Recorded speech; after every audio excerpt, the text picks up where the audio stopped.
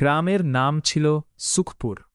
নামের মতো সুখ সেখানে সবসময় থাকত না, তবে মানুষগুলো ছিল সহজ ও মাটির কাছাকাছি। গ্রামের এক পাশ দিয়ে চলে গেছে লম্বা পাকা রাস্তা। এই রাস্তা দিয়েই শহরের সঙ্গে গ্রামের যোগাযোগ। সকাল থেকে রাত পর্যন্ত এই রাস্তায় চলত বাস, ট্রাক, রিকশা, গরুর গাড়ি আর হেঁটে চলা মানুষ। এই রাস্তার পাশেই ছিল ছোট্ট একটি দোকান।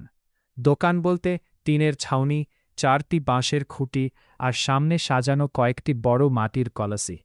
দোকানের নাম ছিল না, কিন্তু সবাই একে চিনত, হাশেম চাচার পানির দোকান। হাশেম চাচার আর কেউ নন, গ্রামের সবচেয়ে নিরীহ মানুষ। গায়ে সাদা পাঞ্জাবি, মাথায় পুরনো টুপি, মুখে শান্ত হাসি। তিনি অন্য দোকানিদের মতো চা, বিস্কুট, সিগারেট কিংবা মোবাইল রিচার্জ বিক্রি করতেন না। তার দোকানে ছিল শুধু পানি, কিন্তু সেই পানিতেই ছিল তৃপ্তি, বিশ্বাস আর ভালোবাসা। ভোরের প্রস্তুতি, প্রতিদিন ফজরের আজানের আগেই হাশেম চাচার ঘুম ভাঙত। হাত মুখ ধুয়ে তিনি কাঁধে 2টো কলসি নিয়ে হাঁটতেন গ্রামের পুরনো কুয়ার দিকে। সেই কুয়ার পানি ছিল ঠান্ডা ও পরিষ্কার।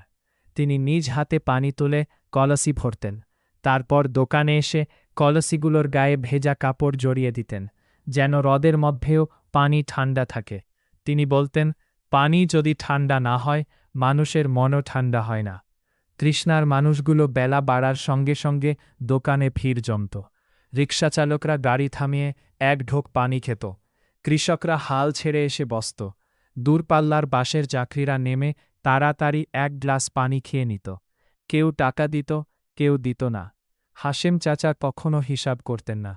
তার কাছে তৃষ্ণা ছিল বড়, টাকা ছিল ছোট। একদিন এক বৃদ্ধে মানুষ এসে বললেন, চাচা, আজ পয়সা নেই। হাশেম চাচা হেসে উত্তর দিলেন, পয়সা থাকুক বা না থাকুক, গলা তো সবারই শুকায়। ছেলেটির গল্প।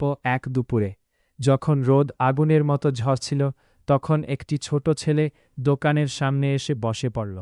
তার জামা ঘামে ভিজে গেছে, ঠোঁট শুকিয়ে ফেটে গেছে। সে দোকানের দিকে তাকিয়ে রইল, কিন্তু কিছু বলল না। হাশেম চাচা সব বুঝে নিলেন। তিনি কলসি থেকে পানি ঢেলে গ্লাস বাড়িয়ে দিলেন। ছেলেটি কাপা হাতে পানি খেয়ে বলল, চাচা, আমার কাছে টাকা নেই। হাশেম চাচা মাথায় হাত বুলিয়ে দিলেন, আজ তুমি পানি খাবে, কাল হয়তো তুমি কাউকে পানি খাওয়াবে। ছেলেটির চোখে জল চলে এলো। বর্ষার দিন, বর্ষাকালে দোকানে লোক কম আসত।